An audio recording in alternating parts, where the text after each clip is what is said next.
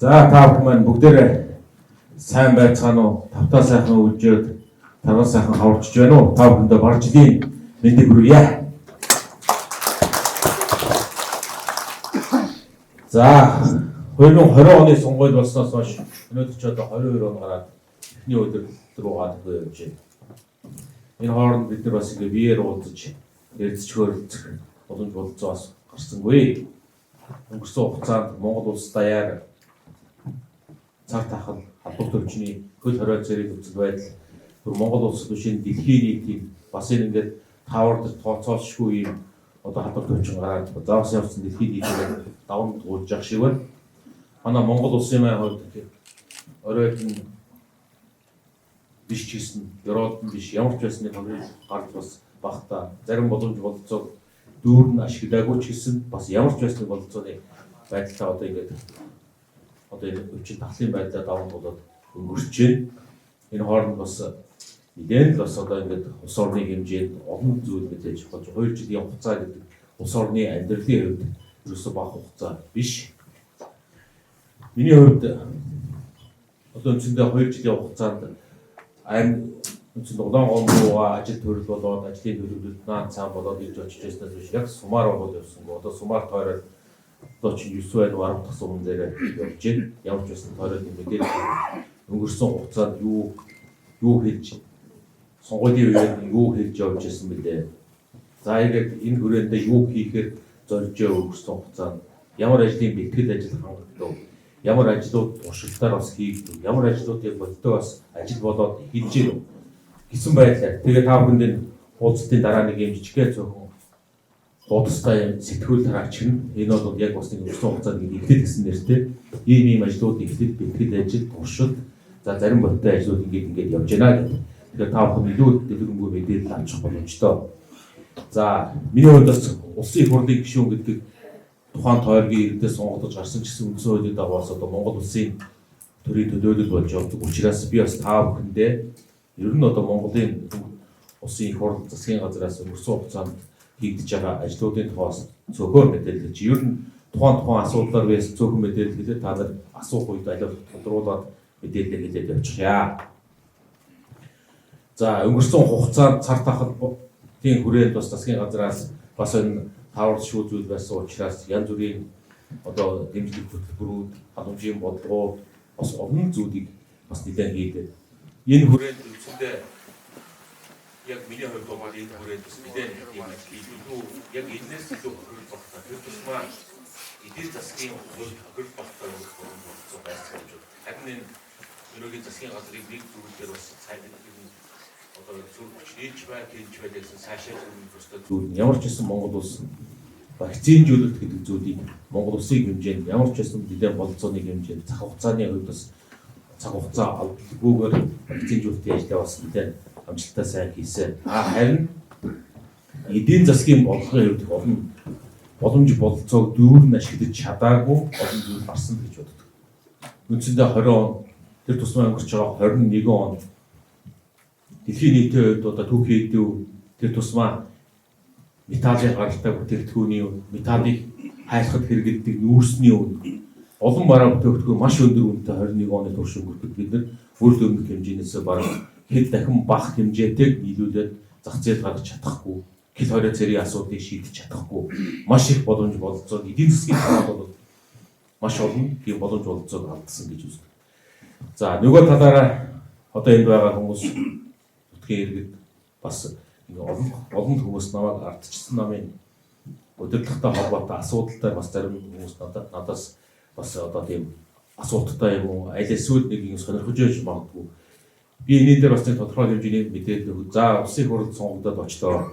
Улсын хурлын 70 суудлаас 76 суудлаас 60 10 харьцаатай санал аваад суудлаа авчихсан тохиолдолд тэнд очиод үндсэндээ нэг шүүмжлэх төдий, үхэлэх төдий, яг төрийн бодлого шийдвэр олон зүйлд оролцсон гэдгүүндээ бас намуудын харьцаа дээр байдгүй юм байна. За тэгээд миний мандатыг нь авч гарсан ардчилсан нам гэдэг улс төрийн байгууллага асар их тийм дөрөвтэй байдалд орчихсон. За энэ тохиолдолд ер нь одоо би нэг шүүмжлэгчийн байрсуулаас төрийн бодлого юм явах хэрэгтэй, тийм явах хэрэгтэй гэж нэг хэлэх төдий биш. Энэ ардчилсан намын өнгөтэй өдөө явахт нь ачааны хөндийг бас үүрэлцье. гэж шийдээд сонгуулсангаа оролцоод байж. Ер нь ардчилсан нам өнгөтэй өвдөө байх нэг тийм намын асуудал ерөөсөө биш гэж би боддог. Энэ Монгол улс парламентын тогтолцоотой орно. Парламентын тогтолцоотой орны хувьд энэ хоёр гол нам голчилж засгийн эрхээ барьж бас өрсөлдөж нэтгэлцэж бодлого гаргаж байна. Гэтэл нэг нам ингээд хэд дөрөө байдалд орчихдоор төрийн бодлого шийдвэрт нөлөөлөх задруулах боломж олддгүй юм байна. Тийм учраас ер нь энэ гол хоёр намын батчил бэрхжил, гол хоёр намын одоо байр суурь, гол хоёр намын одоо бодлогын шийдвэрт нөлөөлөх боломж болцоо гэдэг бол өөрөө Монгол төрийн асуудал юм байна. Монгол төр өнгөтэй өвдөө байна гэдэг чинь Монгол улсын ард иргэдийн асуудал.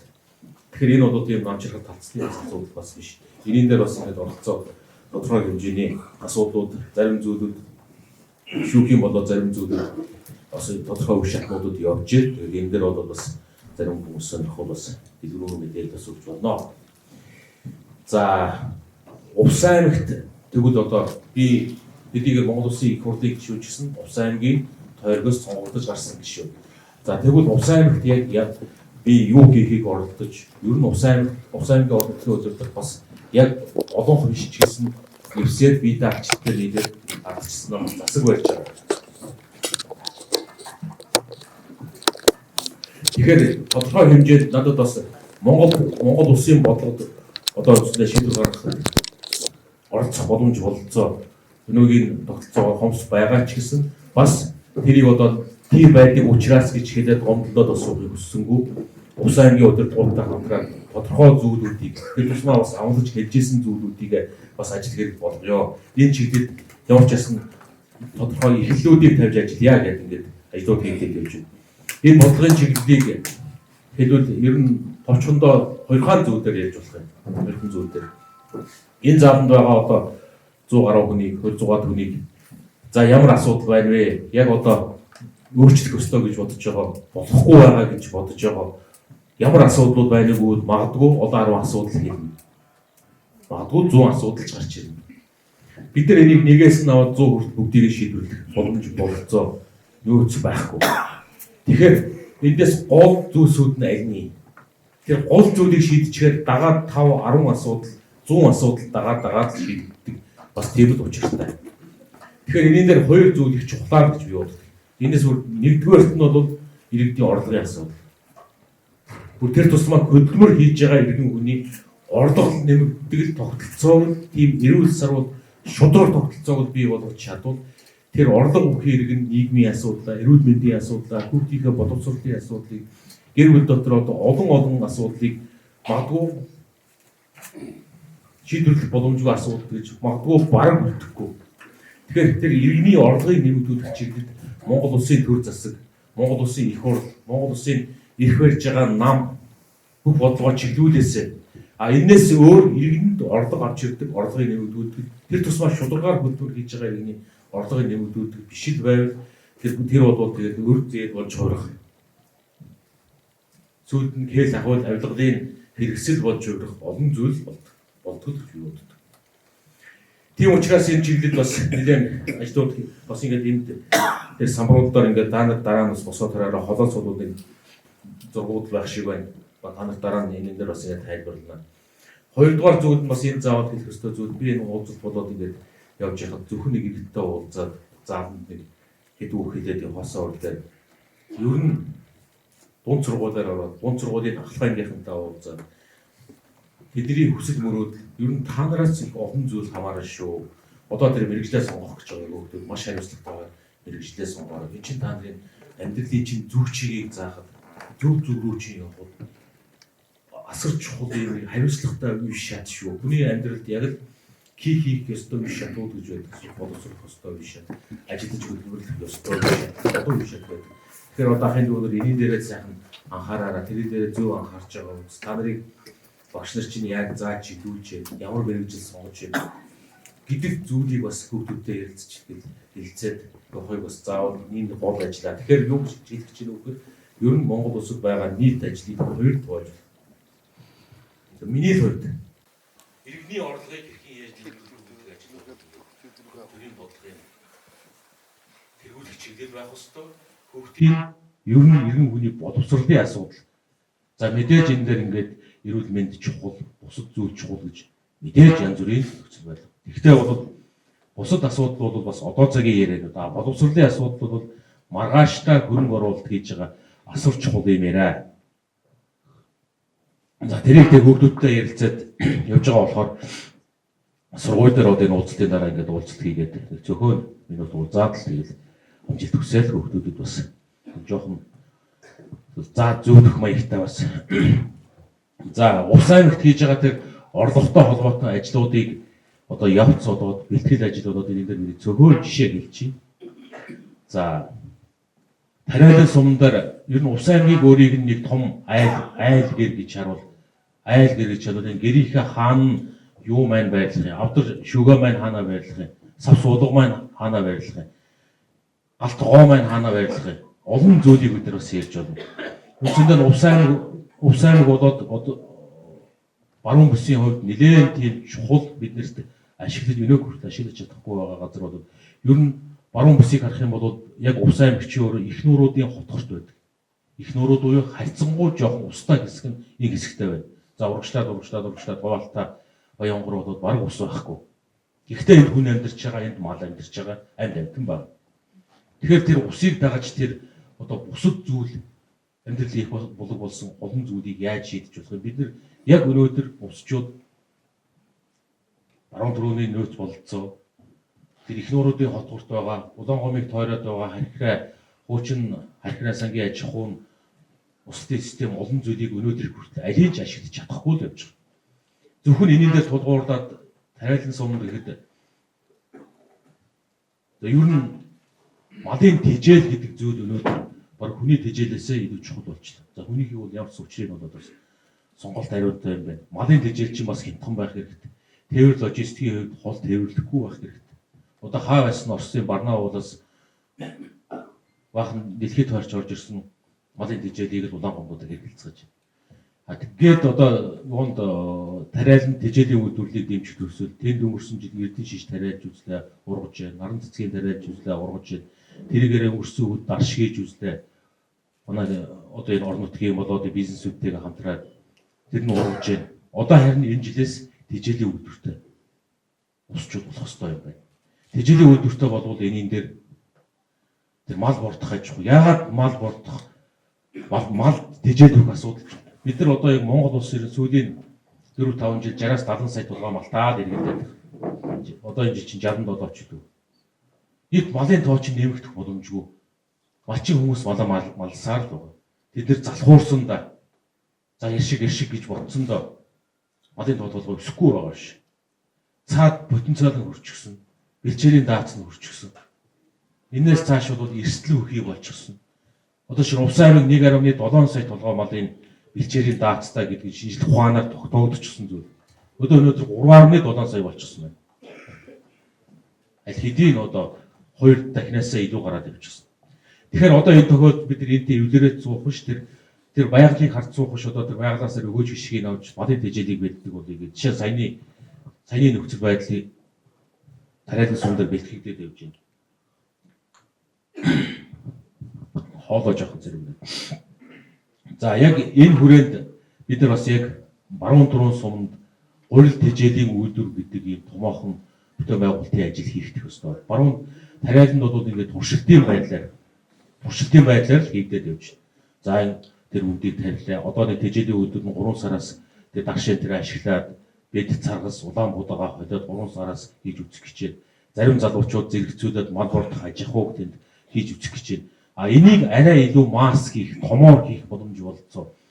Усын хэмжээнд баруун бүс нутгийн хэмжээнд харах боломж болцоо. Одоо яг энэ баруун түрүүний түшигтэд байгаа гэж боддог. Ийм ч учраас тэнд ингээд туршилтын ажил явж байхад баруун түрүүндээр бид нэр гурил тэжээлийн үйлдвэрийн техник эдийн засгийн үндэслэл гэдэг судалгааны ажлыг өнгөрсөн жилийн төсөвт цөөн төгрөг суулгаад энийгээр тендер зарлаад компани хийгээд одоо үндсэндээ баруун түрүүний гурил тэжээлийн үйлдвэрийг техник эдийн засгийн үндэслэл одоо дуусах шатанд ороод эхний байдлаар эхний техник эдийн засгийн урьдчилсан техник эдийн засгийн үндэслэлээр бидэрт өнгөрсөн 7 хоногт гардуулаад өгсөн. Одоо яг энийг боломж хамбааруулаад энэ техник эдийн үндэслэлийг эцэлж гаргаад энийг яг баруун түрүүнд авчирч танилцуул тариалчтай ярьж хэлэлцэж эцэслэн тогтоод дахиад энэ дээр санхүүжилтийн схемийг нь зөв тогтож төр оролцсон, хувийн хөвшил оролцсон, хамтарсан. Тэрнээс одоо хувийн хөвшил дангаараа хийгүүл энэ болохгүй одоо энэ олон жил явчихлаа. Төр дангаараа уралд хичээлийн үүдээр барьна гэдгийг би бол хувьдаа бас дэмждэг.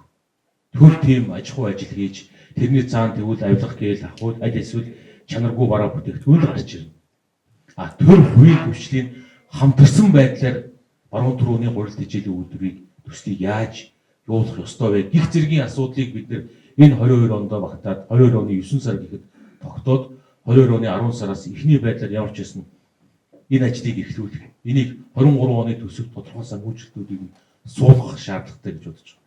Тийм учраас яг ингээд зарим сумд бэлтгэл ажил, зарим сумд туршилтын, тэгэхээр тэр нь жижиг том янз бүр зарим сумд одоо ингээд зур төслийн ажил гих мэтэр явж байна.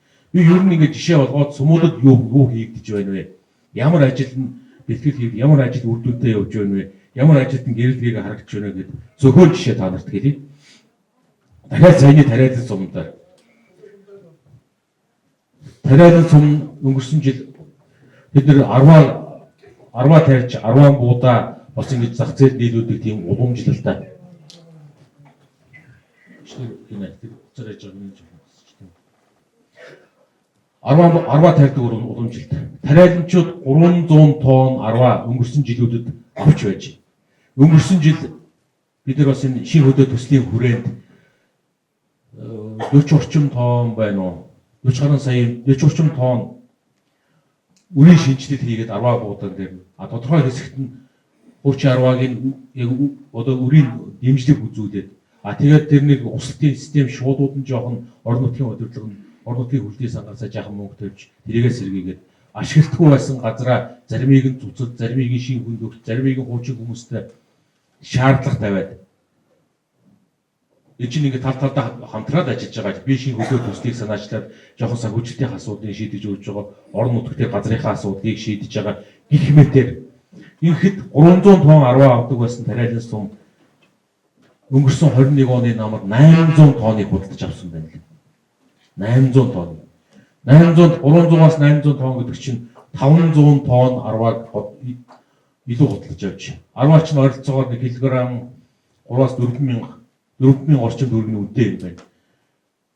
500 тонн 10-аар 4,000 төгрөгөөр үржүүлэхээр тэд нар бодитоогоор 2 тэрбум төгрөгийг тариаланчууд яг өнгөрсөн жил 10-аас олсон байна. Тэр нь ямар нэгэн төрийн оролцоо, төрийн татаас илтгэж зүйл байгаагүй. Газар зохион байгуулалтын хийсэн, үрийн жоохон хэмдрүүлж өгсөн. Гэхдээ тийм үнэгүй өрж өгөөгүй. Тэнд ямар нэгэн бусад төрийн дэмжлэг оролцоо юу ч байхгүй. Гэтэл тэнд ингээд боломж бололцоо харагдаад өнөө жилээс сав баглаа буудал өнгөрсөн жилээс ч бас бэлтгэл явж байгаа сав баглаа буудлыг олон янз болох 1 кг-аар шуудаагаар нь зардаг тэр буудаг 500 г-аар нь 200 г-аар нь 50 г-аар нь хоёрдугаарт нь тэрийг бусад ургамлын нүртэй хольж шин бүтээгдэхүүн гаргах өглөөний цайнд уудаг болох сүйтэй хольж уудаг болох дэлхийн нийтийн тэр бусад бүтээгдэхүүнийг жишгүү ардуулах гэдэг яг тэр тариалан сумын чинь 6 хоршоо нэгдээд тэр бүтээгдэхүүнийг нэгтгэхэд хийж байгаа. Тэр хоршоод болоод бас эний зөвлөх үйлчлэгээ үзүүлж байгаа нөхдүүд ингээд ажиллаж байна. Тэнд бас нэг боломж бололцоо нэмэгдэж байна. За жишээ нь одоо бид нэр одоо маргааш өндөр хангаа сум руу авах юм. Өндөр хангаа сумд ямааны сүүнд тулгуурсан ямар бүтээгдэхүүн байж болж байна. Ер нь сум бүхэнд өөр өөрийн онцлог байгаа. Ямааны сүү гэдэг чинь эхийн сүүтэй ойролцоо. Ийм учраас ямааны сүү үхрийн сүүнээс үнэтэй байх боломжтой. Улаан гомын хажууд зөндөө олон хүртэй аваад тийшээ 300 км-ээс үхрийн сүү авч яваад энэ одоо өрсөлдөж чадахгүй. Аль эсвэл Улаанбаатар хот руу 1000 км рүү үхрийн сүү авч яваад тэр хажууд нь байгаа тэр фермер гарч байгаа сүүтэй өрсөлдөх боломжгүй. Тэгэхээр өндөр хангаа сум үхрийн биш ямааны сүүгээрээ бүтээгдэхүүн хий гэж өөрснөө бас шийдээд хоршоод өнгөрсөн жилд басны 200 сая төгрөгөөр сүүний цэхийн барилгын ажил нь баригдаад одоо тоног төхөөрөмж нэрээд угсрагдаад 5 сарын 1-ээс эхний бүтээгдэхүүнээ гаргах гээд нөхдүүд одоо туршилт хийгээд л оролцсон. Гэхдээ энэ ингээд шууд сайн сайхан болчихж байгаа. Ингээд гоё болчихж байгаа гэж бас хэлэх боломжгүй. Бүгдээрээ одоо яг энд байгаа энэ танарт очихын сэтгүүлээр ингээд эрхлэлгээд зүйлвчтэй нэр өгсөн байна. эхэлж гэн гэдэг чинь үрдэнгийн үдцэн гэсэн үг бас биш. Тэгэхээр энэ дээр бас нэлээд тийм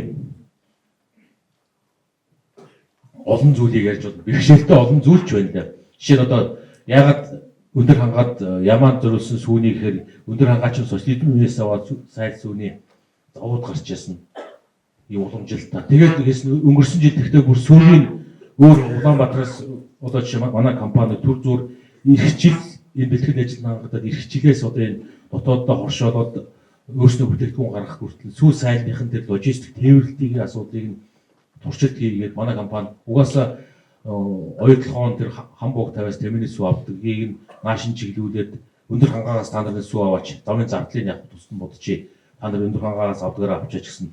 Ямар ч зүйлс өнгөрсөн жил өндөр хангаагын сүү нийлүүлэх ажил нь бол их л тийм амжилттай биш явсан. Тэгэл юуд суудлан таараад л их л жахан төвхтэй байсан. Тэгтээ өнөө жил энэ ажлыг дахин зохион байгуулаад ямааны сүүн дээр тулгуурлаад одоо ингэж ажиллаа явуулъя гэдэг. Жишээ нь одоо энэ дээр нэмээд завхан сумд ингийн сүү, ингийн хоормог гэдэг үгтэйгүүн. Ингийн хоормог гэдэг үгтэйгүүн дахиад ямааны сүүнээс 2-3 дахин үгтэй. Энэ бол зөв зүйтэй зохион байгуулаад авч чадвал ямар ч тээврийн зардлаа дагаад л явчих үгтэйгүүн. Өдгийн өмнө сумд ямааны махны борц тэрийг яг хүн аваад чипс идж байгаа юм шиг идэж болдог. Дэлхийн нийтдээ жөөрхийгээд асар том зах зээлтэй юм гэдэг. Гих мэтэр одоо ингээд сагил ховд сумд зүгийн аж ахуй эхлэлийн байдлаар явж байна. 2020 үл зөгийг ямар ч бас нэг жоохон зөөгөн килограмм бал зүгээ аваад зүгийгөө одоо нэг амжилттай үйлжүүлээд сая би сагил сумд очихдаа харлаа. Зүгийгөө үйлжүүлээд зүгийг одоо ингээд одоо утахгүй одоо ингээд цэцэг ногоод ирэхээр шууд талбайдаа гаргаад ингээд зүгийн бал аврах ажил явж байна. Гэдэг нь энэ төслүүд өөрснөө ингээд одоо ингээд сонсоход их бас их сүртэй юм шиг сонсогч байгаа юм байна. Дээрээ жижигхэн төслүүд. Энэ жижигхэн төслүүдийг эхлүүлээд энэ жижигхэн төслүүдийг зүйтэй болвол дараагийн сумд нь хуулаад тавих. Энэ жижиг байхад нь алдаа оноогийн засах. Ийм зорилготой шиг төслийн хүрээлд явж байгаа. Жишээ нь одоо ТЭС зүүн гол сумдууд мал нийтлэгааны цэг энэ мал нийтлэгааны цэг нь одоо баруун түрүүнд тэжээлийн асуудлыг тодорхой хэмжээгээр шийдэгдүүл эдгээр сумдууд жишээ нь ТЭС-ийн тэжээлийн аж ахуйн суурин дээр өвс байна. Энийн дээр жишээ нь тодорхой хэмжээний мах бордох нэгж байвал яасан. Энийг хөрөлтөө агуулгаас Улаанбаатар руу очиж болдог. Энийг зөвхөн 7-8-9 сард байгалаараа малын тарах хүч нэмэгдэхээр тэрийг нэдэлдэг биш. Жилийн 4 өдөр жаахан борддог. Хавар тарчих цагийн үеэр сайхан шинэ баг гарч яадаг. Энэ системийг бид нэр тодорхой хэмжээнд угсрахгүй бол энэ чинь тэгээд угаасаа шинэ юм биш. Дэлхийн нийт тийм л байна. Тэгэхээр энэ чиглэлүүд ингээд тодорхой ажлуудын алхмуудыг бас хийгдээд эхэлж байна. Тэгээд одоо бид нэр баруун түрүүн сумд мэдээж тулгамж байгаа олон асуудал бий. Баруун түрүүн улсын төсвийн хөрөнгө оруулалтаар томоохон элеваторыг хүчин чадал чинь хийдүүлээ. 10,000 тонны элеватор Увс Орнод хоёр аймагт нэг элеваторын асуудал шийдэгдээд ажил нэглэх гэж байгаа. Жил он домнож тавигдсан байна лээ. Таны гүүрэн одоо өнгөрсөн жил чинь нэлээд тийм сандаргасан ойн үеэр чинь та нарыг бас нэлээд хэцүүдүүлжсэн. Ер нь нэрсэл сая бидний гараад ирэх хүртэл одоо бараг ингэ цороогоо гараад ирж байна. Энэ гүүрэн дээр тэр эдэлсийн үндэслэл хийгдээ тэгээд энэний дараа жилээс бетон гүүртэй болох. Гэхдээ энэ ажлууд бол улс хийдгээрээ хийгээд улсын төсвөөс энэ цаг хугацааны хувьд наан цаан жах асуудал байгаа болохоос биш хийдгээрээ хийгдэж бас явчихнаа. Харин тэр иргэдийг орлоготой болгох гэдэг асуудал бодвол нэлээд тийм нарийн чимхлүүр ажил учраас их бас их амаргүй. Энэ дээр одоо ард иргэд төр засаг орон нутгийн удирдлага бүгдээрээ нэлээд тийм нэгт чамбаа сэтгэл зүрхээ нэгтгэж хамтарч ажиллахгүй бол бас хэцүү. Энэ ба харамхуур зангидад цэм зураад тэгээд маргааш нь усын комисс гараа хүлээгээд авчдаг ингээд тодорхой юм замын зургаар маршрутаар явж байгаа ажил бас ерөөсөө биш. За энэтэй холбоотойгоор та нар дараа сонирхож байгаа энийг хэдэн самбартаар бараа бүтээгдэхүүн гэдэг чинь эцсийн дүндээ хэрэглэгчдэд очиж мөнгө болж ижил амжилтанд хүрдэг.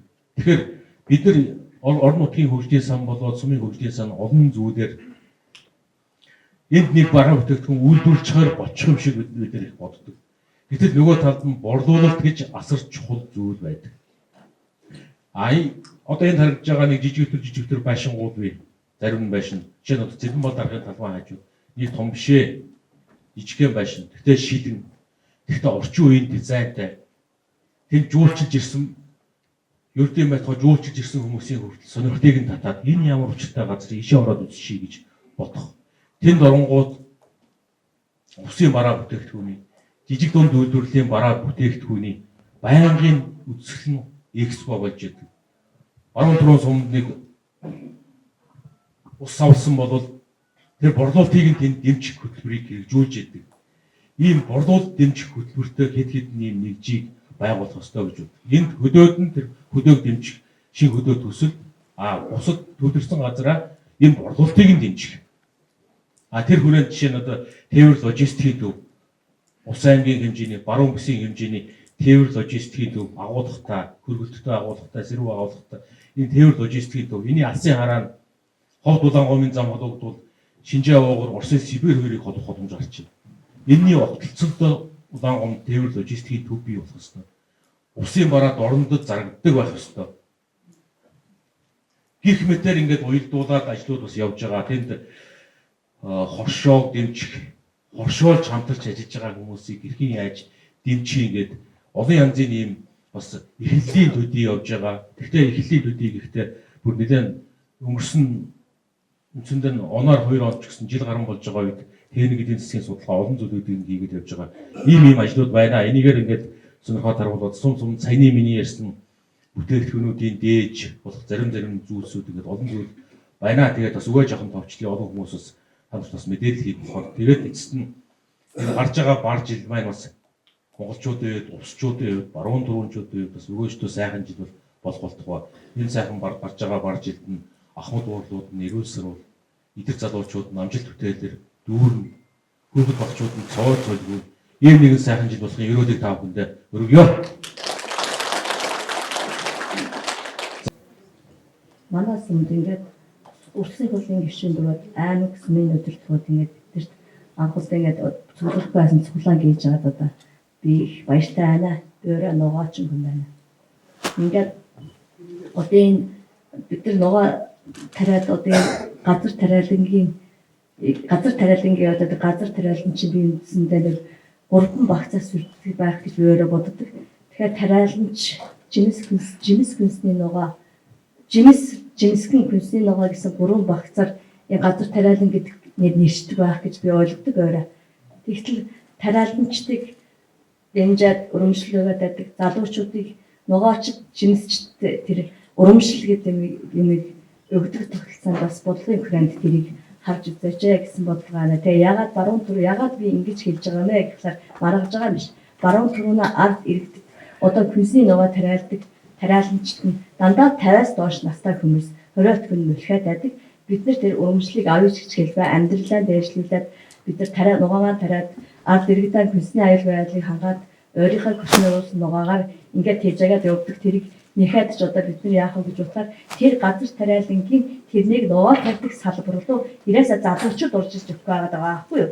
Тэгэхээр энэ бодлогын хүрээндээ тэр залуучуудыг би өөрийгөө биш одоо бид нар тэр хүмүүс зааж өгье. Бодлогын хүрээнд тэр залуучуудад урамшлалын нэвэд бас тийм тарсан хүн урамшлал байвна гэдэг ингээд залуучууд орох байх.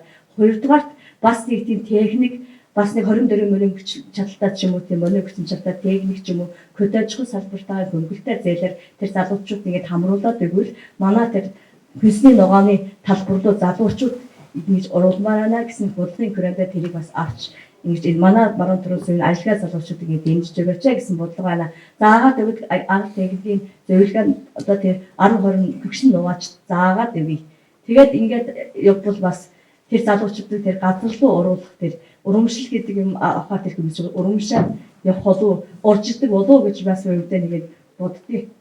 Тэгээд хоёрдугаар болохоор одоо ингээд юу аацсан бас нэг юм. Тэгээд одоо ингээд бас ингээд улсын хурлын гишүүн одоо аймаг өдрөд явж байгаа учраас энийг би одоо манай сумын ч гэсэн бүх хүмүүст энийг бас ингээд залуучдыг татаад оруулаасаа гэсэн л ингээд санаа зовж өгдөө өөрөө нөгөө ч ингэж хөгшөрч байгаа одоо энэ залуучууд нөгөөнөр урж өгдөө. Тэр ургуулах бодлогыг нь та нар ингээд хэрэгжүүлж өгөөч гэж би ингэж хүсэж байгаа. Заах зөвлөх юм бол бид нар заагаа зөвлөд өгье. Гэсний. За, боловчтой та тэгээд Өшөө бас нэг одоо та зөвхөн гишүүний хувьд болохоор өшөө баруун дөрөв сумын манай нэгдсэн эмнэлэгт бас та нэг машин өгсөн бүгд ард иргэдийн эрүүл мэндийн үйлчлэгээ гэдэг асуудал бол хүний энэ тэргүүнд тавих ёстой байгууллага байдаг. Тэгэхээр тэр манай эрүүл мэндийн байгууллагт та хувьяасаа машин өгсөн манай түрүүний ард иргэд өгөөд би хувьдаа их баярлж байна. Тааш манай эрүүл мэндийн байгууллагыг бас дэмжиж бас нэг тийм одоо нэг бид нар нэг янз бүр татгалын үед одоо нэг оошгон дурддаг нэг аим яваад тэр тийм нэг эренхний тийм афрад манай эмнэлэгт хэрэгтэй байвал бас бид нар бас нэг аймаг бичнэ өчнөд өөрөөр яваад татгалын үед яваад гэсэн нэг тийм бас нэг санал байна. За ингээд та нартай ажлын намжилт гэсэн. за баярлалаа. Сургуулийн төв 1-ээс төв 3-ын хооронд ажилладаг ажилтны төлөөлөл байна. За энэ нөгөө төв 1-ээс төв 3 ажилтныг хувийн хөвшилт Шуунда жоохон ойртож. За. Бизнес манай байгууллагаас хамгийн их олон хүн өртөж байгаа. 23 өртөж байгаа. Тэгээ манай ардчид нийт ингээд танд нэг хүсэлт их хурлын гишүүн танд нэг хүсэлт бичээд тэгээд бүх хүмүүсийнхаа ингээд гаруй хэсгийг зургуулад танд одоо хүлээж өгөхийг би хүсэж байна. Тэгээд танаас одоо энэнийхээ хариултыг аммаар байна. Их хурлын хурд бол анх одоо энийг одоо хувийн гишүүн шийдвэрлэх гэсэн одоо асуудлыг тавьсан хүн бол та өөрөө. Тэгээд энэнийхээ хариултыг авъя. Хоёр дахь зэрэг та бидний дуу хоолой болж цааш нэг уламжлалт өгөхийг хүсэж байна.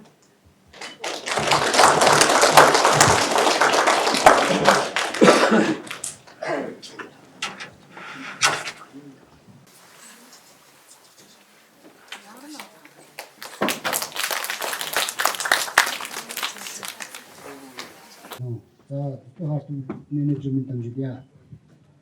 За, над нэг хэдэн одоо хүсэлч юм уу гэдэг нэг байна. Төрлийн гишүүнд өргөд хандшилж байгаа. Мөнгө зэрэг хариулж.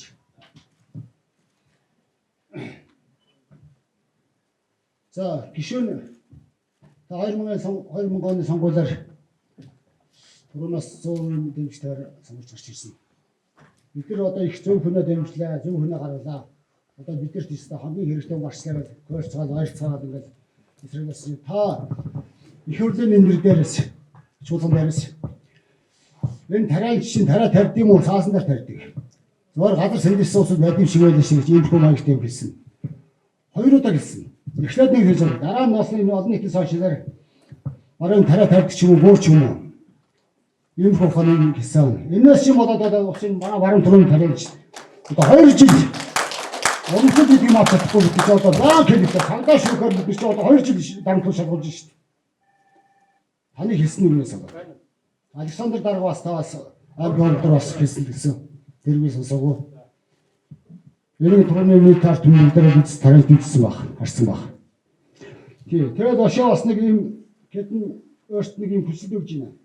Сая таны тэр нэг хэслэх гой юм хэллээ шүү дээ. Урдын үйлдвэрлэл нэтарэ гэсэн. Энийг одоо бүгдийг ингээд бичээд ингээд бүх тариалт гаргаж ирсэн. Гэсэн энэ өөрт нь гаргаж өгнө. Биднээс сайдаа бас нэг кодишн сайд бас нэг шиг болохоор нэг адаас ихээр нь болгож байгаа. Дэмжихээ.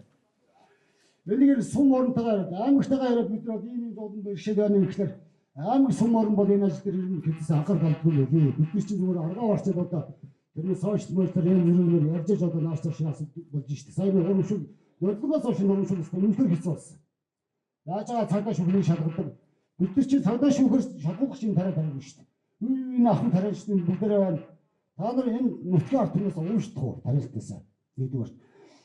Тарай манай түрүүний тарсан тарай одоо ийм байна энд байна гэдэг би тандаас тусгай тоохын бэлэгтэй ирсэн. Энэ бэлгээс энэтэй ганд гардуул өгч юм. Өшөө зөндөө ярих юм байна бас.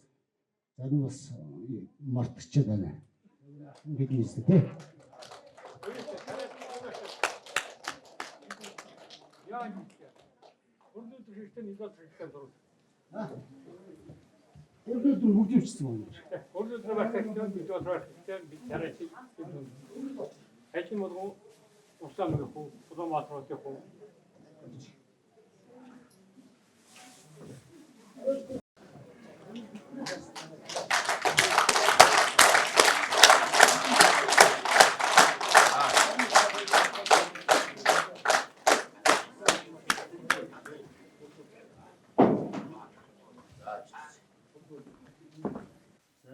Эрхэм гишүүн бол аймгийн удирдлага, сумын удирдлага болоо. За 14 сумын нийт ард иргэдэд бас энэ үчи мэндийг хүргэе. За онцгой байдлын Галт Үүрэг нутгийн 60 дугаар ангийн зоригч Бушууд Жамс төрж байна. За эрхэм гишүүнд нэг хүсэлт байна. За манай 14 сум маань ерөнхийдөө 4 ших хутагтай. Энэ маань бол ерөнхийдөө 200 өрн боол дээр ажилладаг. За гал унтрах үйл ажиллагаанд бол ерөнхийдөө гал унтрах процесс бол түргэн шуурхай цэниглэх. За түргэн шуурхай гарсан гал дээр очиж галыг түргэн шуурхай унтраах бол бид хүн үзүү байдаг. За бид хүн маань одоо байгууллагад одоо 5 жилийн хугацаанд гал түргэн унтрах анги маань явж байна.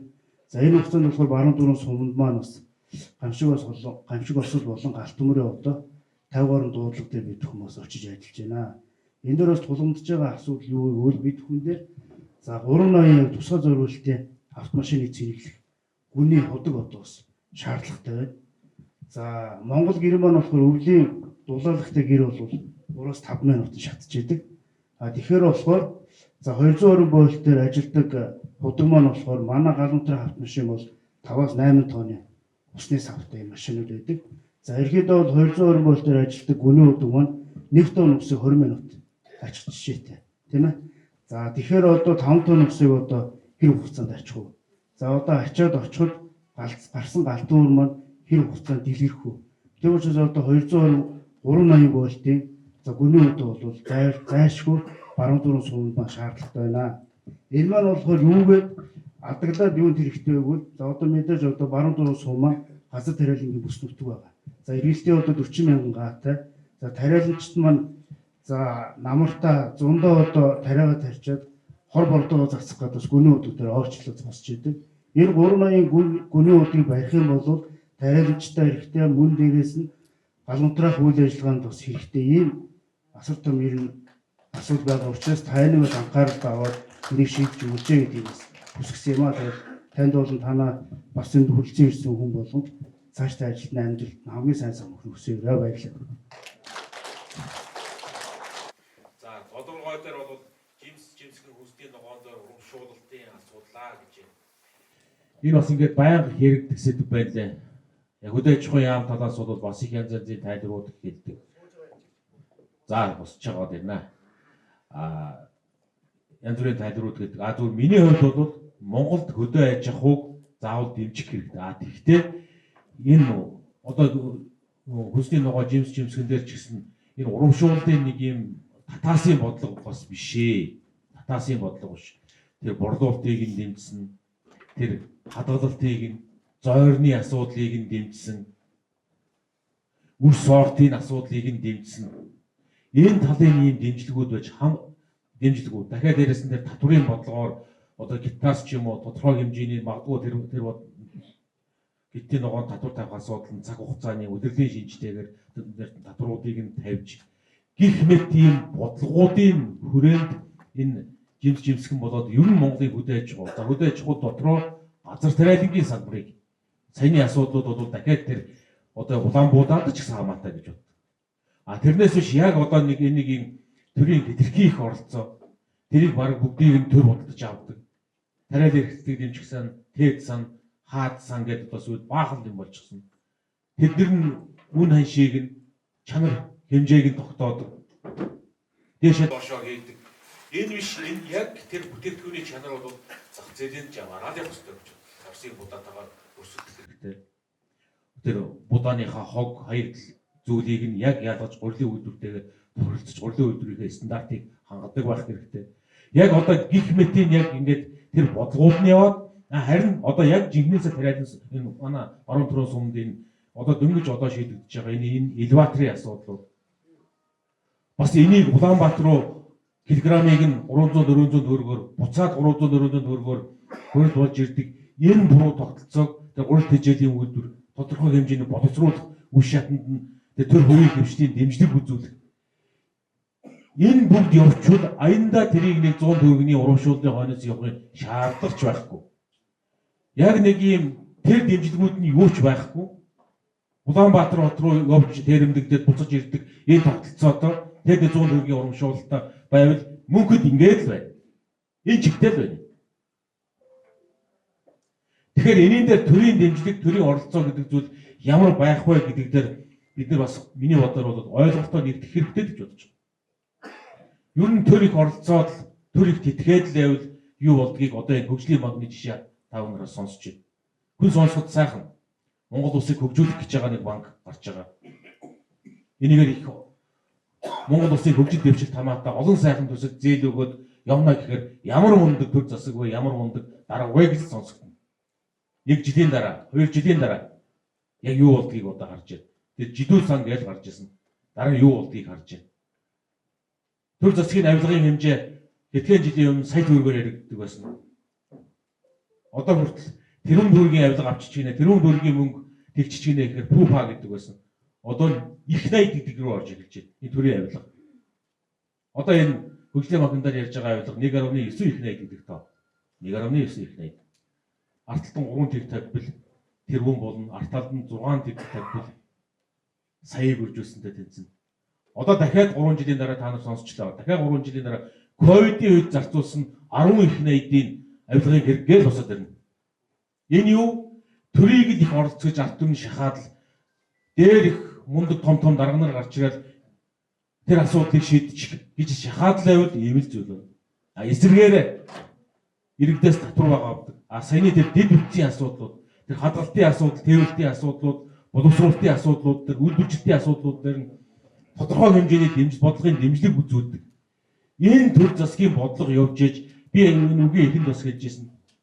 Хөдөлмөр хийдэг иргэнийг дэмжиж ээж. Яг хөдөлмөр хийдэг иргэнийг дэмжиж ээж. Ер нь иргэний орлогыг дэмжиж ээж.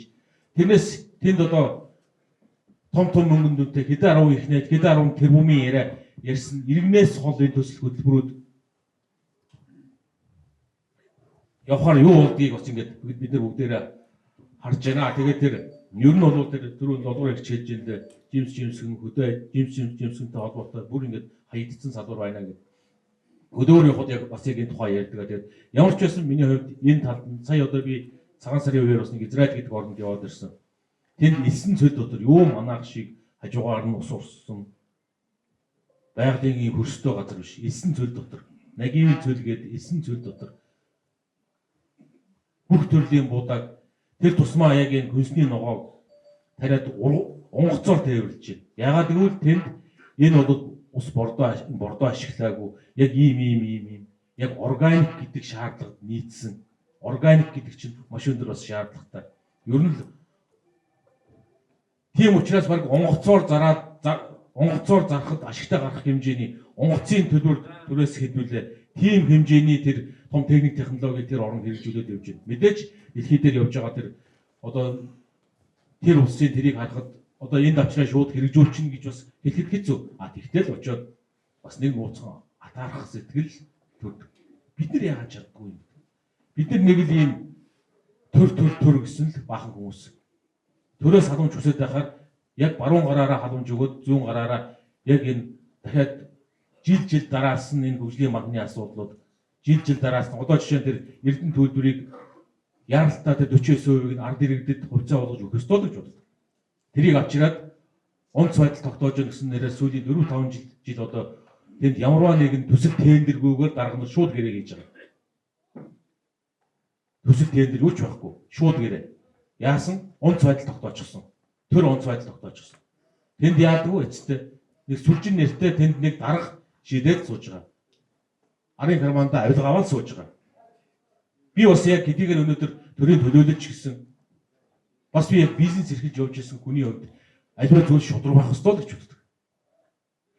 Тэгэхээр энийн дээр ер нь бол ингээд бодлогын хувьд бид нар олон дэмжлэгүүдийг үзүүлж тэр тээвэр логистик хадгалалт дэд бүтц боловсруулалт үйлдвэржүүлэлт энэ талдаа хэдүүлээ дэмжихийг ард иргэд илүү төр засгаасаа бид бүднээс илүү шаардах хэрэгтэй байна.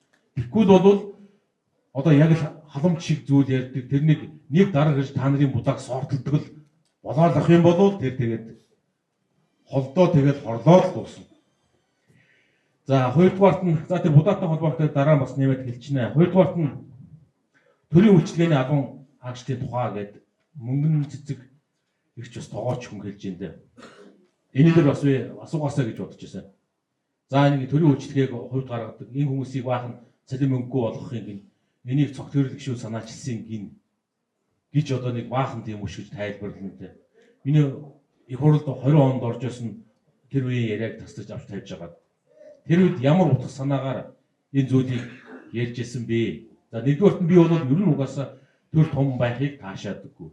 Хоёрдугаарт нь ер нь дэлхийн нийтэд бас янз бүрийн жишгүүд байдаг. Янз бүрийн жишгүүд. Гэхдээ тэр нь дэлхийн нийтэд том хотуудад янз бүрийн жишг их байдаг. Тэр нь жишээ нь одоо энэ заадыг цэвэрлэгч ирч байлаа. Тэнд нэг устаа хувийн барьчихсан. Нэг шалны мод барьчихсан. Энийгээ цэвэрлж идэг. Энд 10 зэрэгцээ байгуулга аруулаа яг 10 тийм. Гэтэл энэ 10 хүн цэвэрлэгээний компаниар нэгтгэгдээд технологиуд тэр тоос сурагч нь байна уу? Хүчгүй дунд шал угаагч нь байна уу? Тэрийг ингэж машинаар угаадаг. Үндсэндээ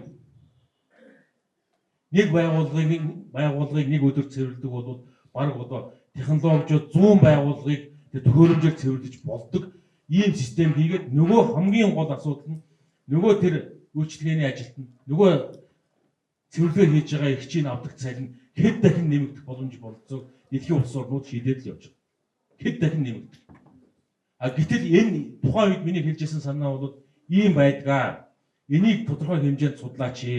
Гэхдээ энэ бол төвлөрсөн газар, өрсөлдөөнтэй газар, зах зээл ихтэй газар хэрэгждэг тогтолцоо. Яг Монголын орон нутагт тэр тусмаа суманд байтугай аймагт ч тэр зах зээл нь тэр өрсөлдөөн нь өнөөдөр авдаг.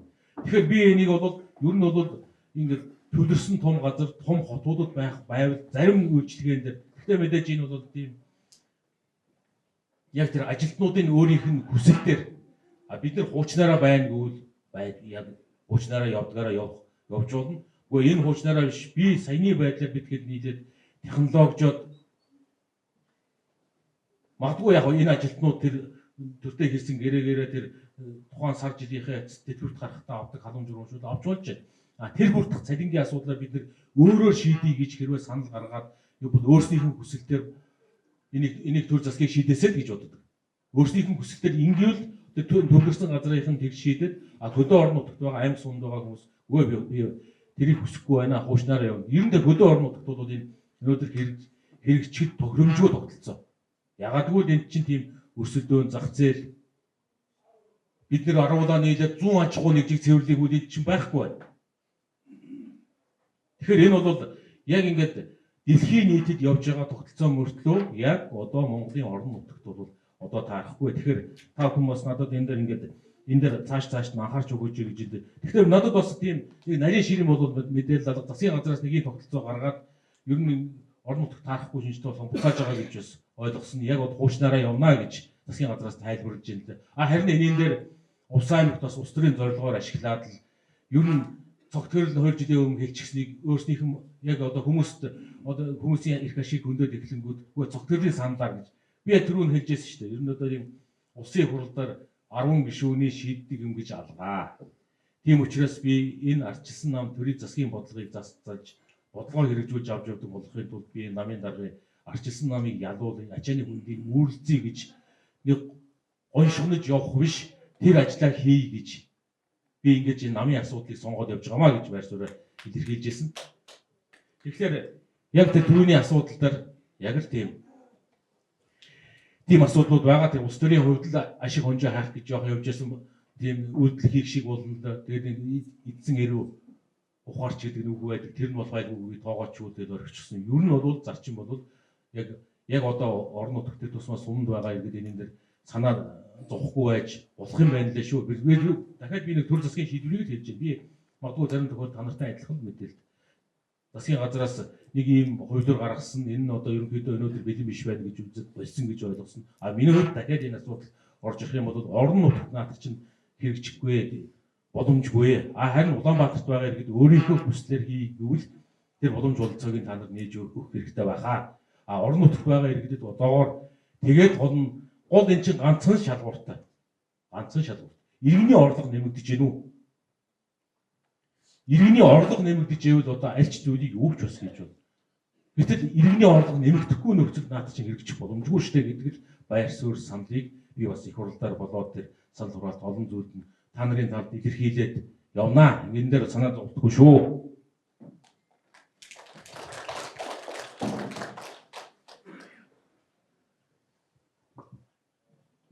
За басан жаах хэлж ялээ тэр тэтгэврийн асуудал доороос нь ингээд нэмсээр байгаад ажил хийж исэн хүн ажил хийж байгаагүй тэтгэвэр тогтоолгосон хүн адилхан болчихж байна. Би яг тантай бас яг санал нэг байдаг. Ер нь бол хөдөлмөр хийсэн хүн хөрөнгөлөлөөрөө бас илүү амжилтгал байхгүй бол энэ нийгэм чинь шудраг өсөл болж байгаа. Одоо тэгсэн чинь сая энэ тэтгэврийн тооцоо орж ирэхдээ Монгол улсын доороос нь нэмсээр байгаад Монгол улсын нийт тэтгэвэр авч байгаа 360 орчим мянган иргэний 80% тэтгэврийн доод хэмжээ авч байна гэж. Тэтгэврийн доод хэмжээ. Одоо сая нэмчихсэн одоо бараг 90% тэтгэврийн доод хэмжээг авч байгаа. Тэгэхээр эн чинь өөрөө хүн ажил хөдөлмөрөө хийгээд нийгмийн даатгалын шимтгэлээр төлөөд би өөрийнхөө хөрөнгөлөөсөн усад төлсөн тэр нийгмийн даатгалын санд хөрөнгөлөөсөн өмнөөс би тэр хадгалуулсан мөнгөө буцааж авч байгаа иргэн биш. Жинкнээсээ нэг юм төрийн тэтгэмж халамж авч байгаа иргэн болж өөрч байгаа байхгүй. Бүгдээрээ ерөөсөө тэр ажил хийсэн хийгээгүй бүгдээрээ тэтгэврийн доод хэмжээ авдаг. Хийсэн ч хамаагүй хийгээгүй ч хамаагүй. Тэгэхээр ажил хийсэн иргэн илүү авдаг. Энэ л тогтолцоо руугаа маш яралтай явахгүй болоод энийн дээр бол нийгмийн даатгалын шимтгэл тэтгэврийн шинжилэл энэ олон зүйлийг маш яралтай хийж ер нь Монгол улсын иргэн дахиад ажил хөдөлмөрөө хийгээд тэтгэврт харж байгаа иргэд за бас мэдээж тэтгэмжийн асуудал тодорхой хүмүүс төр олон зүйлүүд байна. Энэ хүмүүс бас энэ тэтгэврээр нэг бүр нэг оож оцоотлоо сайхан биш юм аа гэдэг бас нэг хүний царай хараад ахааргүй амьдарч болдог энэ тэтгэврийн тогтолцооны шинжилэл гэдэг зүйлийг Монгол улсад яралтаад хийхгүй бол энэ асар их асуудал үжирсэн асуудлын нэг цаана асар их хүнд асуудлууд л явж байна. Одоо зүгээр нэг юм халамжийн орн болж өөрч. Халамжийн орн. Сая тэр тэтгэвэр нэртэй одоо халамж болж өөрч байгаа байхгүй. Нийт авж байгаа 310 мянган иргэний 90% тэтгэврийн доод хэмжээ авах гэдэг чинь зүгээр за одоо маа энийгээр нэг сар явж байгаараа л гэсэн хатгуундаа тийм л үг шүү дээ. Нөгөө нэг нэрийн дансны шинжилэл мэджилгээд олон зүйл ярьж байсан одоо бүгдээрээ байхгүй болсон. Тэгэхээр энийн дээр би басан жаагаас санал нэг байна. Энэ бол одоо тэтгэврийн шинжилэл, нийгмийн даатгалын сангийн шинжилэл гэдэг зүйлийг маш хүчтэйгээр, маш зоригтой, маш томоохон өөрчлөлт хийж тэр хөдөлмөрлөдөг иргэн хөрөнгөлөлөөсөө бас орлогоо хүртдэг сайхан амьдарч болдог энэ тогтолцоо руу бид нэр яралтаа орох ёстой. За дараа нь манай нөгөө хин мөнх зөргийн асуудал би хэдийгээр өмнө нь бас нэгтгэж зарим зүйлийг хэлсэн ч гэсэн мөнх зөргийн асуудлыг бас нэмээд бас зарим зүйлийг хэлье. Ер нь Монгол улсад би хэдийгээр Ус аймгийн иргэдийн сонголтоор сонгогдоод улсын хурлын гишүүн болсон ч гэсэн яг одоо тэр үндсэн хуулийн үзэл санаа олон зүйлээр би Монголын одоо ард түмний тодорхой төлөөлөлөөр бас төрийн эрх барилцж байгаа Монгол улсын хурлын гишүүн. Яг Монгол төрийн нийтлэг эрх ашигын төлөө би дуурч явах хэрэгтэй. Тийм ч учраас тэр яг одоо хөдөө аж ахуйн шинжилэл дээр тухайн үед миний хэлжсэн санаа бол тэр утгаар л хэлсэн. Энэ төр одоо ингэж бүх зүйлд оролцсоор байгаад төргүүгээр амьдарч чадхаа одоо та талдаа болж хэлж байна. Монгол улс чинь социализм, коммунизм байгуулах гээд байна. Одоо хэвийн явчих болох хөдөө аж ахуйн салбар, газар тариалангийн салбаруудыг саяны тэр хэлдэг тэр одоо тэр 101 том будаанд 100 мянган төгрөг өгчөөд бараг талдаа 200-300-аар ачаад 200-300-аар хурд ачиж 500 төгрөгөөр тоонд нь 500 төгрөгөөр баруун төрөүний тариаланчдыг эн чинь торгож байгаа үстэй. 100 төгрөгийн урамшууллын төлөө энд тэгээ болоод та нарыг дэмжиж байгааг яачихсан. Гэтэл тэр 100 төгрөг чинь биш ээ. Энд хурд тэжээлийн үйлдвэр хэрэгтэй байна. Ингүүл бид 500 төгрөгөөр бараг одоо тэр хурд тэжээлийн үйлдвэрт будаагаа бид нар олон зүйлээр илүү үнэтэйгээр нийлүүлэх боломж бололцоо байна. Энэ бодлогын төлөө явах хэрэгтэй гэдэг. Тэр тусмаа сая би Монгол улсыг төлөөж байгаа гэдэг нь Монгол улсад авч байгаа нийт ургац, тарьж байгаа талбай, тэрнээс авч байгаа ургац, Тэгээ Монгол улсын жилийн хэрэгцээг бодоход дандаа нийт тоон дутдаг. Би энд одоо худлаа үнэн би одоо та нарын худлаа хэлж бас хэрэггүй. Үнэн юм бас үнээрээ сайн. Монгол улс 400 мянган тонн Улаанбаатар хурааж аваад авдаг гэдэг. Энээс 300 гаруй мянган тонн гурил хэрэгтэй. Гэтэл жил бүхэн ийм будаа авдаг. Жил бүхэн Оросоос будаа авдаг. Яасан? Нөгөө будаа нь яг үнэндээ цаасандаа ихэнх нь бас тарьчихсан байдаг. Энэ худлаа биш. Худлаа биш. Тэгж бас бие биенийгээ монголчууд хуурч хэрэггүй. Эцсийн эцэст өөрөө өөрснийгөө л хуурч байгаа. Одоо энэ төрийн их оролцооноос болоод одоо та нарын будааг авч ийн үгүй юу? Лавал төвийн оройных нь амар их хэл амтай байна лээ. Баахны халамж одоо татаас урамшуул гэдэг зүйлээр явж өнгөрсөн жил баг 100-200 мянган тонн буудаа Оросоос оруулаад ирчихсэн. Монголын тайрамчдын буудаануудаа баг бүтрэн дээрээ ягзарлаа илжирлээ гэдэг бөөн хэл ам болж байна. Нэг төр биднийг халамжлаад өгөөч. Та нар оролцоод өгөөч. Над татаас өгөөч. Гэтэл олон зүйл хийгээд төр та нарыг яг ингэж л дарамтлаа. Тэгэхээр энэний дээр бол тийм ер нь бол та нар бас зөв зүйтэй хараарай. Миний хувьд бол иргэн хүний орлого нэмэгдэх, аж ахуй нэгжийн орлого нэмэгдэх. Өөрөө орлого нь ашиг болж өрөх, ашигаараа би хөрөнгө оруулалтаа гэдэг болох, илүү сайхан хүчрхэг шин техник технологи нэвтрүүлдэг болох. Энэ зүйл бол бидний хөгжил дэвшлийн зам шүү. Тэрнээс төрөөс аль болох аажмаар багаагаар бид нэр тодорхой хэмжээр голдох. Гэхдээ төрийн дэмжлэг байхтай саяны зүйлүүд рүү явах ёстой л гэж боддог. Тэрнээс биш яг тэр одоо дахиад би нэг Монгол улсын хэмжээний бас бодлогодоор би байр сууриа илэрхийлээд явж байгаа гэж хэлдэг нь. Энд одоо нэг улс төрийн маягтай ч юм уу зарим сошиалмаачлараас бичнэлээ ус. Би одоо нэг баруун дөрвөөний тариаланчид цаасан дээр тариа тарьчлаа. Баруун дөрвөнд хэрэгчлээ гэж усаас сонгогдсон цогтөрөл гэдэг гишүүнд энд үг үсгцэг таслал хэлээд. Би Монгол улсын хөдөө аж ахуй шинжилээ л дээ. Яагаад ингэж жилээс жилд ингэж явж явах хэвтэй юм? Яагаад ингэж нэг даргаас сайдаас хамаарч гишүүнээс хамаарч явж явах хэвтэй юм бэ? Гишүүнтэй гишүүнгүү дарагтаа дарахгүй энэ чинь бизнесүүд бид нар энэ эрүүл сарууд хөрсөн дөрөө бүр илүү органик сайхан Улаанбаатар жимсгнээ тариад орлого болоод яагаад амьдарч болдгүй юм бэ? Тэр элсэн цөлд байгаа улс одоо дэлхийн хамгийн баян болоод улс болоод амьдарч болж л дээ шүү дээ. Надад тийм л хүсэл мөрөөдөл, тийм л тэмүүлэл байдаг. Тэр үүднээс л хандаж гэсэн энэ бүх нь бол тэр төрийн үйлчлэгч бай, тэр тариаланчч бай, энэ хүмүүсийн орлого нэмэгдээсэ. Дунд хугацаанд, урт хугацаанд энэ хүмүүсийн орлого баталгаатай болоосоо хэн нэгэн дагаас хамаардгүй болоосоо болж өгвөл нэг байгалаас хамаарал маань бага болоосоо тэр усаж болдог зүйлсүүдээ бүр нэг шуудуу татаж энэ тэр биш бүр одоо туслын услалтын систем олон зүйлүүдийг бидний Монголын хөдөөдөө нэвтрүүлээ л дээ. Гэдэг үүднээс би байр суурь бодлогоо илэрхийлж явсаар цаашдаж бас яг энэ чиглэлд л илэрхийлж явах болно. Миний энд хэлсэн бүхэл зүйлсүүд би олон долоон зүйл хэлхийг хүссэнгүү ганцхан энэ иргэний орлогыг нэмэгдүүлэх гэдэг бодлогодоор бүх зүйл зангидах ёстой л гэж боддгоо. Тэгээд тэр төрийн үйлчлэгээд ажиллаж байгаа иргэний энэ бол орлогын тухай яриа. Тэр тариа буудааны урамшуул болоод олон зүйлийн тухай яриа. Тариа буудаанаас одоо энэ дээр ингээд урал тэжээлийн үйлдвэргээд ярьж байгаа бүгд зөв ярианууд. Энэ бол бүгд орлогын тухай ярианууд. Ингээд бүгдээрээ нийлээд энэ орлогын тухай, орлогын бүтээн байдал байгуулдаг. Заавал байшин барьж, зэм цугаж, арматур зангиддаг энэ орлогын тухай биш.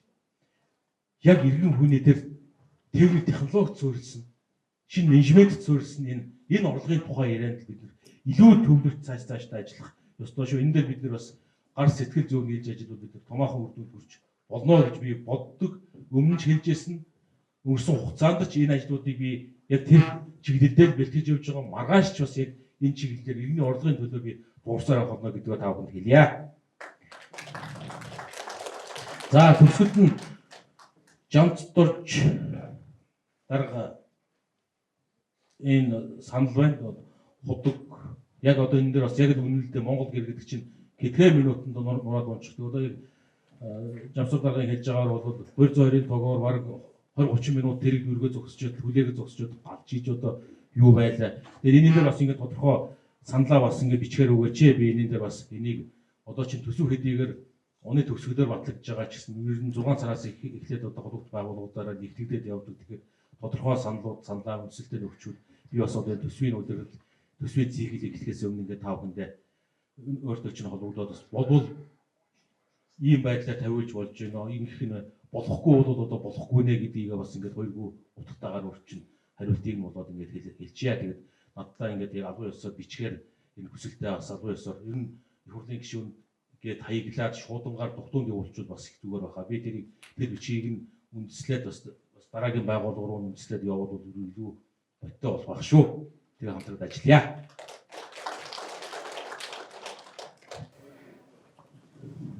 За өнөөдөр туруучид бидний дунд ирж бас ард иргэдийн яг өмнө тулгамдсан байгаа асуудлуудыг сонсож, саналуудыг сонсож ажиллаж байгаа улсын хурлын гишүүн түүний багт бас баярлалаа. За манай ард иргэд бол яг өнөөдөр өмнө тулгамдсан зайлшгүй одооны шаардлагатай юм асуудлуудыг хэлж байгаа.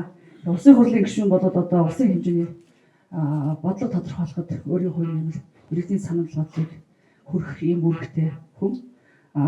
Тэгээ сая одоо манай зарим хүмүүс ярьж байгаа, ялангуяа тархимчд ярьж байгаа гажуудал бэрхшээл бүхэн бол урд өмнөх бодлогын алдаатай явсан. Одоо үр дүн өнөөдөр энд ирж гэж бидэнд иргэдч одоо ажил хийх гэж шинээр сонгогдсон ажиллаж байгаа танд ч одоо бид бүхэнд ингээд тал талдаа асуудал байгааг бид бүхэн бүгдээр ойлгож байгаа гэж бодож байгаа. Тэгээд энэ бүх гажуудлыг бас засахад одоо таны нэрхэн мөрөнд бас хувь нэмрээ оруулна гэж итгэж байна. За ер нь бол цаасны тариа гэдэг асуудлыг манай сумын ард иргэд ярьж илээ. Аймгийн хурал дээр сонсч л байсан. Гэхдээ миний яг савтаа сонсч ирсэн. Арай манай турууныхын үнээр бүгдээрээ тийм биш үстэй. Би ямар нэг удаагийн тодорхойлт бичиж үзсэн биш тэр үед. За тэгээд өнгөрсөн жилийн тодорхойлт бичлээ. Бидээгийн харж байгаа сайхан тодорхойлт бичиж манайхан урамшууллаа авлаа. За мөн өнгөрсөн намар дахиад одоо надаас ирэл мэдүүлэг авлаа. Бүх юм Канадад аваад явлаа.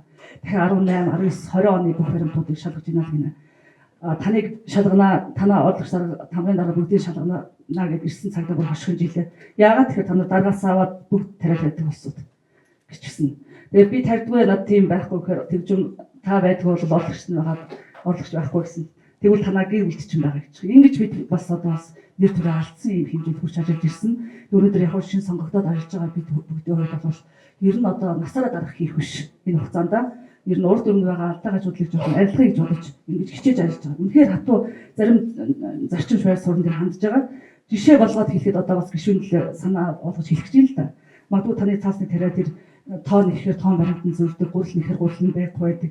Энэ асуудлын үндэс бол хаана байна вэ гэхээр би за өнгөрсөн жил бол яг яс тодорхойтой хийгээд ингээд материал аваа явсан. Яамаас надад эргэж хянуулаагүй. За тэн дээр би мэдэхгүй. За энэ жилийн хувьд болохоор манайхан ингээд хураалт будаага хураагаад хүрэх гээ. Тэгээд одоо манай тариаланчид мэдээлэл маш их бүрхэг ирдэг. Яамаас мэдээлэл авчихсан аймгийн хөдөлгөөн газар дамжиж ерөөсөө мэдээлэл ирдэг. Тэгээд та бас гишүүн хүний хувьд тэр яам танахта ямар нэгэн мэдээллийг бол албан бичгээд оршин шатаараа болж явахгүй болохоор бид нар мэдэхгүй тариаланчид мэдээд одоо өрийн удаа авдаг гэсэн ингээд худлаа хэлээд худлын өгөнд итгээд ингээд хам одоо цаг хугацаагаа бараад тогшиж байгаа юм асуудал бас байгаа байхгүй. Тэгэхээр би энэ хөдөлгөөн тэр яам болвол шийдвэр гаргасан бол цаг тухай үед нь одоо албан бичгээр хандаж шатаараа болж ингэж хүргэдэг. Бид нар ч мэдчихэдэг, иргэдч мэдчихэдэг, тодорхой байх ийм шаардлагатай. Тодорхой ус мэдээлэлд манай тариаланч бас итгэж ингэж хохирч байгаа асуудлын дараагийн харагдаад байгаа. За дахиад нэг жишээ зүйл хэлэхээр сая одоо ярьж байгаа археологи урамшууллыг тодорхойлт хийсэн энэ жил нэлээд одоо аймгийн дарагч дэше бичих явууллаа. Манайх одоо ингээ оройтсан барьсан 12 сарын 10-наар урамшууллын материал хүлээж авах байсан боловч хугацааг нь одоо ингээ нээлттэй байлгаж өгч гэдэг хүсэлтэй байсан. Тэгээ яам бол нээлттэй байлгаж өгсөн. Тэр шийдэж өгсөн. Энэ дагуу бас сангаас хүмүүсийн газар дээрэн будаа модооны үзлэг шинжилгээ хийгээд ингээд яг байгаа будаа хэмжээг тооцоолж гаргаад зарим зүйл шаруулаагүй хүмүүс байсан. Тийм мэдэж мэдж байгаа. За энэ зүйл болоод явсан. Арталт нь манай тариаланчид өөрснөө одоо ингээд гурлийн үйлдвэртэй аж ахуйн үйлдвэртэйгээ холбогдоод ингээд урамшууллын материалыг бүдүүлээ хөргүүллээ. Бүх тодорхойлтыг би хийгээд явууллаа. Харин энэ удаад манай аймагаас бас томилолтоор хөдөлгөөн сан дээр очиж энэ материалаа хүлээлгэж өгч ажиллалаа. За ингээд ажиллаад манай агрономи бүх мэдээллийг нэгтгэхэд над руу за та дахиад эцсийн баримт дээр нэг кинод албан тоотой явуулах гэж явуулж байгаа. Ирсэн бүх ингээд нэртийг аваад би мэдээтэйгээ тулгаад үзгээр одоо би жишээ олох хэлж би танихгүй хүмүүс чи давааж ав. Цэг хишгэ, бат зөх, бэ пүрвж ав. Гээ гал мандах гэсэн лав 5 нэр шинээр тэн дотор зарим бүр 200 тоон бичсэн явж байгаа байхгүй. Би хасч өгөөд явуулсан. За би хасаа явсан боловч тэр баруун туруу дотор нэр нь орцсон явж байгаа чинь хааны газар тэр хүн миний нэрийг тодорхойлтгүй очиж тийм үү? Яа материалын бүрэн хүлээж авах хэрэгтэй. Энд бол ийм хуудуутай байдал бас бий болдог баг. Гэхдээ энийг би хин нэгэн хүний мэдхгүй энэ чухам ямар хүмүүс юм. Тэгэхээр мэдхгүй хүнийг матаж хэлж байгаа даа биш. Энэ бол энд одоо хэрэг хажуудал байгаад байна. Би энэ хажуудал ерөөс гарахгүй гэж сууж байгаа. Манай зургийнхаас өсөлөө та зургийнх болоод одоо сунд энэ жил нөгөө өнгөрсөн жил газар хураана гэдэг асуудал шууд дэвдээсэн. Одоо энд олон хүн газар байгаа. Газартаа болохын тулд газар хураана гэдэг асуудал хүндсэн. Тэгэнгүүт газартаа бүх хүмүүс болсон болоогүй газараа хүндсэн өнгөрсөн жил. Үүндээ их тариа хийсэн. Тэгээ чанартаа тариа ургасан манай тариа. Тэгээд тэр дунд манай зургийг бол одоо 115 тонн тариа ураавсан. Урагшуулаад тодорхойлт өвчтэй өгөхдөө надад мөн манай зургийг 150 тонн болоод ахтай өвчтэй өгөөч. Тэгээ үгүй гэхээр би чамтай шүүх цагт хаана уулздаг гэж жишээ гарч байгаа ийм аахгүй. Тэгэхээр энэ бол одоо зургийн буруу биш. Ийм байдалд одоо хүрэж ирсэн одоо шийдвэрийн хажуудал байгаамаа. Тэгээ та бас иймэрхүү жишээ яг бодит төгсөн дээрээ байгааг бас бодолцсон. За нэг нутаг орны юм ард иргэдийг бас нэр усаар нь дуудаж тэнд янз бүр болох биш. Зүгээр асуудлыг бас ингээд нааштайгаар шийдэх. Цаашдаа бас ингээд хөгжил дэвших боломжийг хүнс суурийг тавьж өгөөч гэж хүсэх юм аа. За тэгээд танд би бас өөрөө аймгийн иргэд дуудлын төлөөлөгч баруун туран сумаас сонгогдсон. Төлөөлөгчийн хувьд танд нэг хэдэн саналыг хэлгэсэн. За би багш хүн одоо төрийн захиргааны байгууллагад орж ажиллаж байна. Тэгээд 1 жил ажиллаа, жил өнгөрөө энэ хамт олонтой ажиллаж үзлээ. Цалин хөсийг нь үнэндээ бид мэддэггүй юм байна. Тэгээд хаа газар төрийн захиргаа хэрэг дарга нар гэж шаарддаг. Гэтэл энд мэрэгчлүүд ажил хийдэг. Энэ хүмүүсийн цалин хөлс бол үнэхээр хүнд юм байна. Тэгээд би энийг бол одоо ер нь багш байсан би дуурахгүй бол энэ төрийн захиргаанд ажилласан хүмүүс дарга гэдэг далбаанд дотороо эсвэл одоо тэр төрийн албаны өндөр одоо ёс зүй гэдэг зүйлэнд орно гэж баамжигдаад бол үнэндээ дуурч чаддгүй байсан юм байна. Энийг тавар энд би бичгээр танд баримтуулж өгсөн байгаа. Тэгэхээр та энэ хүрээнд бас одоо тэр санаачлагыг гаргах хэрэгтэй гэж ингэж танд санал хэлж байна. За хоёр дахь нэг санал бол юу гэхээр одоо манай улсын хэмжээнд ч тэр би зүгээр аймгийн сүүлийн жилүүдэд судалгаа аваад үзэхээр эрэгтэйчүүдийн тэтгэврийн насны хэмжээ жоохон наашлуулж өгмөр байна. Тодорхой хугацаанд. Яг тэгэхээр одоо миний аав 51 настай өнгөрсөн, насаараа хөдөлмөрсөн, хөлсөн дууссан, бүх юм дууссан. Тэгээд тэтгэврт орж амжилт өгөөд болж байгаа. Ер нь манай сумын ихэнх эрэгтэйчүүд одоо ялангуяа газар тариаланд хамаг хөсгчэд зориулсан хүмүүс ингэж одоо өндөр насыг насалж чадахгүй байгаа. Цаашдаа бол одоо ер нь эрэгтэй хүмүүсийн нас 60 ингээ хэвээрээ байж байгаа. Одоо манад 60 насыг хүрэх гэж байгаа цөөхөн хэдэн эрэгтэй хүмүүс эрүүл мэндийн маш ноцтой шалтгаантай л явж байна. Тэгэд ер нь насны зөрүүг ингээ харахаар ингэж байгаа. Эрэгтэйчүүдийн тэтгэврийн нас 65 байж 60 байж хат эрэгтэйчүүдийн дундаж настай улс аймагт одоогийн байдлаар 6347 байгаа. 2010 онд 2005 онд байсан 2010 онд шүү 2010 онд 50 сарын хэдтэй байгаа байхгүй юу. Тэтгэвртэй гарч чадлагүй бараг өөд болж байгаа. Тэгэхээр одоо бол дөнгөж 3 жил тэтгэвэр авахгүй хэмжээнд байгаа байхгүй. Тэгэхээр би бас энийг юу ч харж байгаа гэхээр би өнөөдөр эмэгтэй хүн баруун туран сумаас анхудаа сонгогдсон. Тэгээ эрэгтэй хүн төлөөлөгч хийгээ явахаар бас энэ тухайн асуудлыг хөндөж чаддгүй шүү. Өөрөөр хэрэг шиг хамгаалах гэж боддог. Тэгэхээр энэ дээр бас та бас бодлого хэлбэрийг гаргаж чадвар санаач гаргаасаа гэж. За дахиад нэг зүйлийг хэлэхэд одоо бүсийн нэмэгдэлгээд манай иргэд маш их санал гаргадаг. За энэ бүсийн нэмэгдэл гэдэг бол ер нь Монгол орн уудан сайхан тэгээд манай баруун туран сум улс аймаг бол эрс тэрс уур амьсгалтай. Энд Монгол орны цаг уур одоо байгалийн газар нутгийн астагдмал байдлын тэргээд олон хүчин зүйлээс болоод ер нь амьдралын төвшин болов төвд нөлөөлөх өрн нөлөөлөх бол маш ялгаатай байна. Тэгээ ялгаатай байдлыг арилгахын тулд ялгаатай бүсийн нэм одоо амьдрах орчны харгалзсан нэмэлтийг бий болгож зохицуулж энэ бүх зүйл одоо Монгол улсын хэмжээнд бүх иргэд тэгш ингэж амьдрах боломж байна. Магадгүй энэний цаана одоо баруун аймаг алслагдмал байна. Яс үндэстэн олон яс үндэстэн байна. Ер нь баг ястай үндэстний гадуур бол амьдралын төлөө тэнцэл бол энэс бас үүсвэртэй болж болж байгаа. Энэ миний гаргаж байгаа энэ сандууд бол ер нь ихэнхдээ дандаа хүний эрхийг ингэж бас хүндсэн, хуулийн хүрээнд хүндсэн ийм асуудлууд байна гэж үзэж байгаа.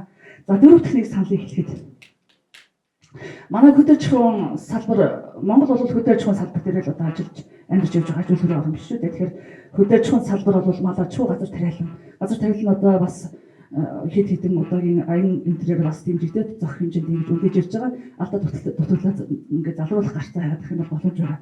Одоо тулгамдсны асуудал байгаа нь юу гэхээр хуулийн дээр байдаг 200-аас дээш гата аж ахуйн нэгжүүд агрономчтой байх хэрэгтэй, мэргэжлийн агрономчтой байх хэрэгтэй. Мэргэжлэлт нь энд байхгүй. Одоо манад маш олон аж ахуйн нэгж мэрэгчлэн байдаг. Тэр байтугай сумд одоо 2 мэрэгжлийн агрономичийн оронтой байдаг, мэрэгчлэн байдаггүй. За дахиад мөн малчгүй чиглэлийн манай дээр 3 оронтой байдаг, мэрэгчлэн байдаггүй. Бүгдээр байхгүй. Ингээд аймаг даяар судлахад ерөөсөө сонгон шалгуулж зарлаад ч хүн олддгүй ийм нөхцөл байдалтай байна. Тэгээ би бас одоо өнөөдөр нэг үе бас багшгүй болоод багш дээр нэлээд анхаарал тавиад одоо чанартай олон сайхан багштай болсон Монголын ирээдүй бол гэрэлтэй харагдаж байгаа. Одоо бол хөдөлж хүн салбарын боловсон хүчин дээр бас нэг анхаарал хандуулж бас нэг бодлого барих цаг болсон байна. Ер нь ялангуяа одоо тэр сургалтын төлөөлөлтийн хөнгөлтийг яг багштай адилхан хэмжээнд авч ирвэл сурах сонирхох хүн гарах байх, чанартай хүүхдүүд тийш орох байх. Дахиад магадгүй бүр хөдөө энэ орон нутагт ажиллаж амьдарч байгаа боловсон хүчнүүдэд одоо 5-3 жилийн урамшууллыг бий болгох юм уу те. Иймэрхүү хөшүүргүүдийг хэрэглэх ийм цаг бол болсон байна гэдгийг бас таны оюунд сонирхож гэж бодож байна. За 5 дугаарт нь төрийн албанд тавигдах тусгай шаардлага гэдэг нэг хүнд юм байна. Би энэ төрийн албараа орж энэ төрийн захиргааны байгууллагад орж ажиллаж ойлгож мэдэж байна. За манай тамгын газрын дарагч эрүүл мэндийн шалганы ажлаа өгсөн. Тэгээд зүгээр шалгуурын дагуу хайвал ер нь төвхт арай дөхөлдсөн хүнийг одоо ингэ би тавьсан байж идэг.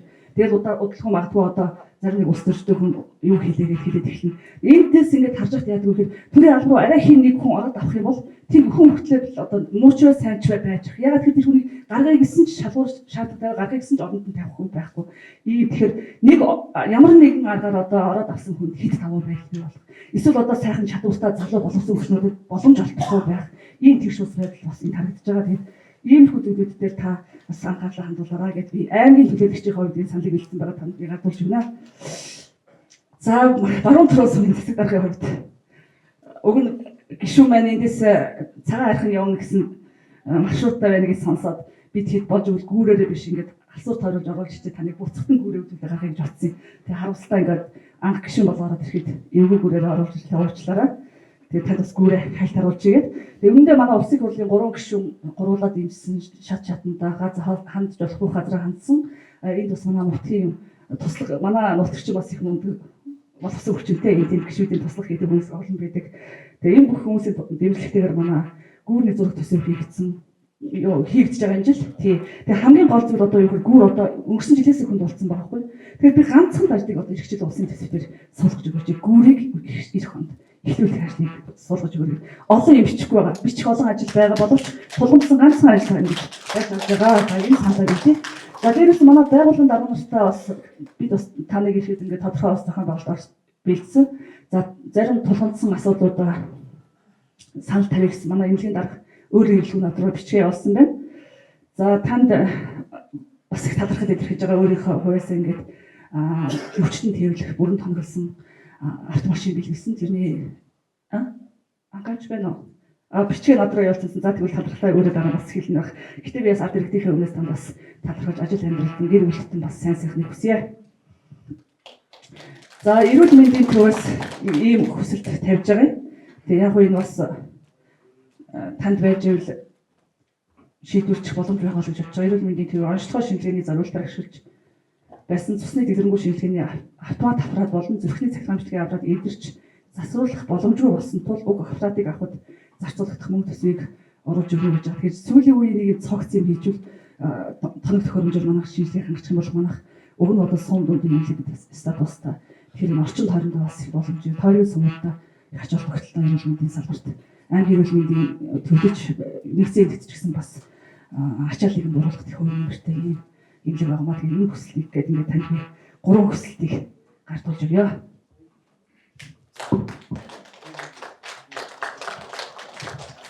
За баярлалаа. За удаан жаргал даргаад бас баярлалаа. Их тийм тодорхой саналууд байна. Жишээ нь би хэдийгээр энэ дээр их асуулт биш байдлаар ч гэсэн яг ингэж би тусгаж аваад явъя. Гэхдээ бас зүгээр зарим зүйл дээр саналаа бодлоо хуваалцах.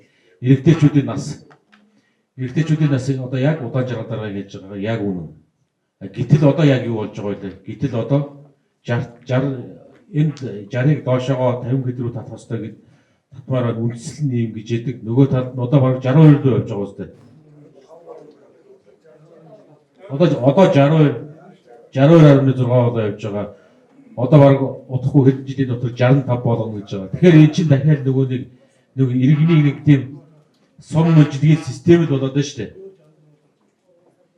За тэгээд энд дээр бус бүх зүйлүүдийг анхаарч ажиллая. За ингээд хүрэлцэж ирсэн та бүхэндээ бүгдээрэнд нь баярлалаа. Бид нэр одоо бас эндээсээ гараад сургууль орчоод зүүн хангасан руу гараад явна.